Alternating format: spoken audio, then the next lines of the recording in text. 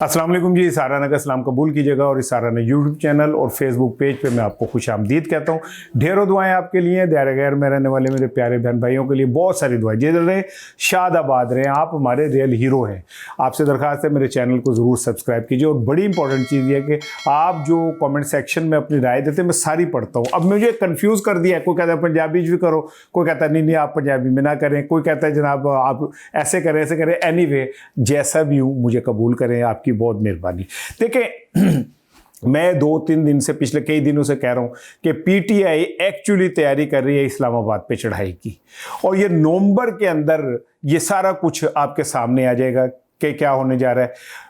KPK की तैयारी अपनी जगह पे है, लेकिन मेरी इतलात ये है कि अब पार्टी ने एक इंस्ट्रक्शन जारी किया, बल्कि हुक्मनामा जारी किया है तमाम अरकान असम्बली और टिकट होल्डर्स को। उन्होंने कहा जी मुश्तरी हुशियारबाज बड़ी गल्लां कर लियां तुसी, अब आपने प्रैक्टिकली करके दिखाना है कि आप इमरान खान के साथ खड़े हैं। नहीं खड़े तो निकल जाएं, नीवे होकर चले जाएं, या खड़े तो इमरान खान के साथ पूरी तरह खड़े हों। ये जो लोग यहाँ की सजी दिखा के खब्बी करा देते हैं, अब ये नहीं चलेगा। मैं एक छोटी सी इसकी मिसाल देता हूँ। लाहौर में पीटीआई के जो टिकट होल्डर्स हैं उनका क्लेम है कि उन्होंने नून लीग को हर हल्के से हराया। तो फिर लाहौर से लोग क्यों नहीं निकल पाते? वो लोग टिकट होल्डर्स कहाँ हैं, खामोश क्यों है? सिर्फ सोशल मीडिया पे एक आधी पोस्ट करके वो ये क्यों समझते हैं कि हमने बड़ा तीर चला लिया, असी बड़े कोई आसमान सरते चुक लिया।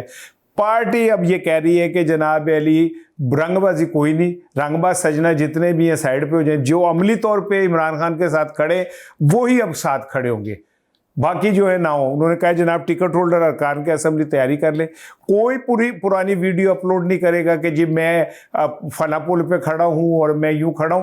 जमीन पे खड़े होके आपकी प्रेजेंस जो है वो नजर आनी चाहिए। ये जितने भी रंगबाज सजना है ना, इनकी अब कोई ज़रूरत नहीं है। इमरान खान ने जो प्लान किया है वो ज़रा डिफरेंट है। इस बार केपीके में जैसे उसने मोबिलाइज कर रहे हैं सीएम केपीके सुहेल साहब, वो उससे ऐसा लग रहा है कि इस बार एक हल्ला बड़ा जो है इस पहले की निस्बत डिफरेंट अंदाज में आएगा। अभी ये 2-3 सजेशन है, मैं तो डी चौक की मुसलसल आपको खबर दे रहा हूँ। इतला ये भी है कि हो सकता है कि ऐन मौके पर कहा जाए कि जी आप सड़कें सारी जो है चारों तरफ से ब्लॉक कर दे। मेरे पास इत्तलात हैं, मैं ये कोई ख्वाहिशों पर मबनी खबर आपको नहीं दे रहा। इसी तरह खामोशी से पीटीआई के कुछ लोग जो हैं जिनकी जिम्मेदारी खान साहब ने जेल से लगाई है, वो इन तमाम अरकान असेंबली और टिकट होल्डर्स की कारकर्दगी जो है वो नोट कर रहे हैं। खान साहब को वो पेश की जाएगी, और खान साहब ने तो इस बार तय कर लिया ना कि आप नहीं या गाक नहीं। अब वो तारिक बिन ज़ियाद है जो अपनी कश्तियाँ जला चुका, ये बहुत पहले जला चुका है। वो चाहता तो वो वापसी कर सकता था, वो चाहता तो मामला, यहाँ तक अंदाज़ा करें कि ये जो पोरस के हाथी हैं ये इमरान खान के पास गए कि जी हमने डील कर ली, सुलह हो गई, आप बाहर आ जाएंगे। मेरा मोबाइल है, जहाँ चिड़िया पर नहीं मार सकती वहाँ एक ओहदेदार का मोबाइल भी पहुँच गया, और उसने कहा जी ऑन करके, उन्होंने कहा खान साहब आप एक बयान रिकॉर्ड कराएं जल्दी से वो, और हम आप उसमें कह दें कि जी थू मारा सारी सुलह हो गई। तो खान साहब ने कहा कि तो दिमाग खराब है, कुछ कीड़े ने तो दिमाग ही पागल हो गए तुसी। इमरान खान है, नवाज शरीफ नहीं है जो पतली गली से नीवा होकर निकल जाएगा। मैं इमरान खान हूँ। कहते हैं कि खान साहब ने फिर कैमरे की तरफ इशारा करके कहा कि मैं इमरान खान हूँ, आप केड़े चक्रों में पड़ गए, उठाओ ये अपना कैमरा शैमरा और यहाँ से निकलो। बल्कि खान साहब ने कहा, मैं ये अपने मुर्शद शहबाज गिल साहब का एक छोटा सा क्लिप देख रहा था, वाह भाई मेरा तो वो मोहसिन है। उन्होंने कहा कि जनाब अली जब बैरिस्टर गौहर साहब ने मोबाइल निकाला तो इमरान खान ने कहा कि नहीं, अगर आपने मुझसे यही अब कराना है तो फिर लाइव करवाएं, लाइव चैनल सारे ऑन करें, मैं उसके ऊपर बात कर लूँगा। भागे कहा, कहते हैं कि जी गए जाके उन्होंने पूछा तो उन्होंने कहा नहीं भाईजान हम एक इतना बड़ा ख़तरा मोड़ ले लेके उन्हें लाइव बोलने दें। वो तो एक जुमला बोले, कोई लाइव तो फिर सारा कुछ समेटा नहीं जाना। तो मामला इमरान खान ने हंस के कहा कि फिर चलें आप घर निकले, अगर आप विंडो शॉपिंग करने आए थे तो निकले, आप इस जोगे नहीं है। तो इमरान खान तो बहुत पहले की कश्तियाँ जला के बैठ गया हुआ है। ये फजल चौधरी हों, राना सनाउल्लाह की बार कहते, ख्वाजा आसिफ बार कहते हैं कि पाए ना, हम कहते हैं कंबल साड़ी जान चढ़े, कंबल नहीं साड़ी जान चढ़ दिया, वो इससे नहीं छोड़ेगा आपकी जान। आपसे ब्लंडर करवाएगा, सारी दुनिया की आपके ऊपर मुशक्कतें डलवाएगा और उसके बाद वो सुरखरू होकर बाहर निकलेगा। उसने सख्ती से कहा ज़िमनी इंतखाबात में कोई नहीं लड़ेगा। अब ये जो लोग हैं, जो कोई अपने शौहर को खड़ा कर रही है, कोई अपने भाई को खड़ा कर रहा है, कोई अपने, ये सारे लोग इमरान खान नोट कर रहे हैं। और अगर कोई ये समझता कि मुश्किल वक्त है हम अपनी मर्जी कर लेंगे, तो इमरान खान कहते हैं ना, जिद न कर सोने खाते, आप बड़ा ज़िद्दी है, फिर आपको लग पता जाएगा। दूसरी जानिब आए, जो कश्मीर की सूरत हाल है वो अब आपके सामने आ गई जी। कहा जा रहा है कि जी पीपल्स पार्टी को अक्सरियत हासिल हो गई। शर्म आनी चाहिए ऐसी अक्सरियत पे कि आप सरे आम हॉर्स ट्रेडिंग कर रहे हैं यार। खैर, हॉर्स की भी कोई इज्जत होती है, वो बड़े ताकतवर तंग तवाना लोग होते हैं। आप छोटे छोटे लोटे खरीद के और कौमी सतह के ऊपर उसका प्रचार कर रहे हैं कि ये 9 बंदे हमारे पास आ गए। ये हमारा डेमोक्रेटिक सिस्टम ए वे साड़ी असल शक्ल। और जरदारी, मैं समझता हूं आप शहबाज शरीफ साहब को बहुत कहते हैं, नवाज शरीफ साहब को बहुत कहते हैं, आपने कभी जरदारी का किरदार मुलाहिजा किया है पाकिस्तान की सियासत के अंदर? जरदारी साहब को मैं मिस्टर 10% नहीं कहता, ये नवाज शरीफ साहब ने मिस्टर 10% कहा था, मैंने नहीं कह रहा। लेकिन तो आप अंदाजा करें कि किस स्मार्ट तरीके से सारा गंद, सारी गालियां, सारी नफरतें मुस्लिम लीग नून के खाते पड़ती हैं। और पीपल्स पार्टी सदर उनका, सिंध उनका, केपीके का गवर्नर उनका, गिलगित बल्तिस्तान उनका, बलूचिस्तान उनका वजीर आला है, चेयरमैन सेनेट उनका, डिप्टी स्पीकर उनका, अब कश्मीर उनका। वो तो मेजर बेनिफिशियरी है भाई।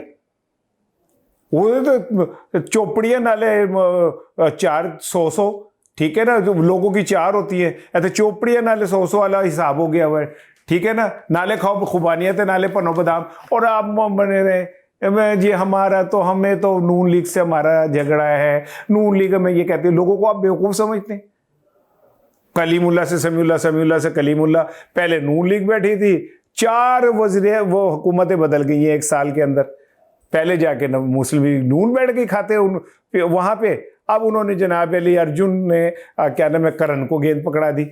ये करण अर्जुन की जोड़ी जो है अपना काम डाले जा रही है। और बनते ऊपर तो रोला पाई जाओ, अंदरों अंदरों खाई जाओ। मुंह में छुरी बगल में राम राम, मुंह में बगल में छुरी मुंह में राम राम है। यानी वो आप सिस्टम को गालियां भी दे रहे हैं और सबसे बड़े बेनिफिशियरी भी है। ये तो वही हो गया कि भाई 10 बच्चे हो जाए और आपको मुझे सच्ची मोहब्बत नहीं मिली। तो ये सारा कुछ जो पीपल्स पार्टी का मारी है, मैं ये इसलिए कह रहा हूँ जो मेरे देखने वाले हैं, आपका सारों का रुख एक ही जानिब है। ये देखें कितने बड़े, ये असल वो हैं बेनिफिशियरी सिस्टम के। पूरे पाकिस्तान के आईनी ओहदे पीपल्स पार्टी के पास है। इसे तो अगर कहीं भनक भी मिल जाए ना कि वहां पे हुकूमत में मिल रही है, ये दुनिया की घटिया तरीन आखिरी हद क्रॉस कर जाएंगे कि हमें किसी तरह इक्तिदार मिल जाए। भुट्टो को ज़िया-उल-हक नहीं मार सका, 10 साल ज़िया-उल-हक का मार्शल अब भुट्टो को नहीं मार सका। भुट्टो को मारा आसिफ अली जरदारी ने। और कहाँ मारा? कराची के खड़े पानी में मारा। चाइना कटिंग, भत्ताखोरी, सिंध के अंदर राज वडेरों का, कम हारियों के साथ जुल्म। भुट्टो, आपने भुट्टो के नाम पे क्या क्या सिंध में किया। आज मैं आपको दावा करता हूं, ए कोड़िया कोड़ी दा मैदान, आप आज एक फेयर इलेक्शन करवा लें। अगर पीपल्स पार्टी वहां के बुनियादी जो डिस्ट्रिक्ट भी जीत जाए तो मुझे आप कहेगा लोगों में इतनी नफरत है। लेकिन अफसोस इस बात का है कि जो फैसला साज हैं उन्हें पीटीआई किसी शक्ल में कबूल नहीं, चाहे मुल्क दाव पे लग जाए।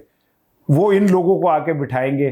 कहाँ गई वो कहानियां जी के शिप में से कितने अरब रुपए निकले? डॉक्टर आसिम कहाँ गया जिसके ऊपर अरबों रुपए की मनी लॉन्ड्रिंग थी? आप उन्हें वजीर बना दें, आप उन्हें वहां बिठा दें। आप कौम को ये बता रहे हैं कि भाई तुम जो मर्जी कर लो, जो तुम्हारा दिल करता है असी वही करांगे जो साड़ा दिल करता है। तो फिर आप ये मत कहे, हमें सुनाएं कि ये मुल्क में जमहूरियत। आसिफ अली जरदारी साहब, आप जब ये कहते, आप अंदाजा करें कि जो शख्स लाठी के बगैर चल नहीं सकता वो मुल्क का सदर है। जो शख्स 2 जुमले नहीं लिख सकता, सीधे जुमले नहीं लिख सकता, वो प्रेसिडेंट ऑफ पाकिस्तान है। और आपकी तोपों का रुख जो है उस शख्स की तरफ है जिसे ऑक्सफोर्ड कहते हैं कि जी हम इसे अपना चांसलर बनाना चाहते हैं, जिसने नवल यूनिवर्सिटी बना दी, जिसने पाकिस्तान को इतने बड़े प्रोजेक्ट दिए थे जिसे दुनिया मानती है। शौकत खानम के हवाले से मैं गवाह हूं, मैंने अपनी आंखों से देखा कि बाहर से सजेस्ट किया डॉक्टर ने यूके से कि आप वहां जाकर आप इलाज कराएं।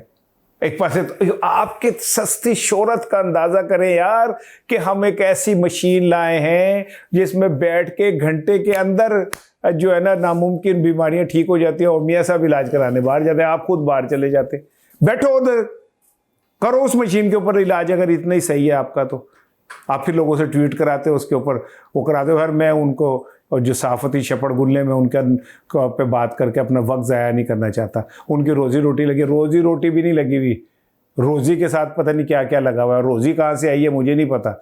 लेकिन जो कुछ जिस तरह हो रहा है, ये तारीख का शर्म तरीन एक दौर है जिसमें सहाफ़ी जो एक तवाइफ से भी बदतर अंदाज में झूठ बोल रहा है और झूठ बोले ही चले जा रहे हैं। ये सारी सूरत हाल मैंने आपके सामने रख दी है। 8 माह रह गए हैं इलेक्शन में आज़ाद कश्मीर के, और ये चौथी हुकूमत बदल रही है। इसलिए बदल रही है कि इसके बाद इंतखाबात में चूँकि वहाँ पे कोई इलेक्शन कमीशन वो निगरान हुकूमत नहीं बना सकता, यही वज़ीर हुकूमत कराएंगे। यानी जो पिंड वसिया नहीं तो चक्के पहले तैयार हो गए नहीं कि हमने उन्हें लूटना है। फिर जो फंड आए हैं वो फंड कौन खाएगा, कितने जाएंगे, वो इन्हीं के पेट में जाएंगे भाई। ये जिनने फंड छंड इकट्ठे आज़ाद कश्मीर को मिल रहे हैं, बिजली सस्ती, आटा सस्ता है, गैस सस्ती, तो वो उसके नाम पे जो फंड आ रहे हैं वो किसने इस्तेमाल करने, इन लोगों ने इस्तेमाल करने। आप अंदाज़ा करें कि इस मुल्क के अंदर लूट मार का निज़ाम जो है किस सतह पे चल रहा है, और हम किस सतह के ऊपर इस मुल्क को जमहूरियत के नाम पे लूट रहे हैं। जुल्म रहे और अमन भी हो, क्या मुमकिन है तुम ही को।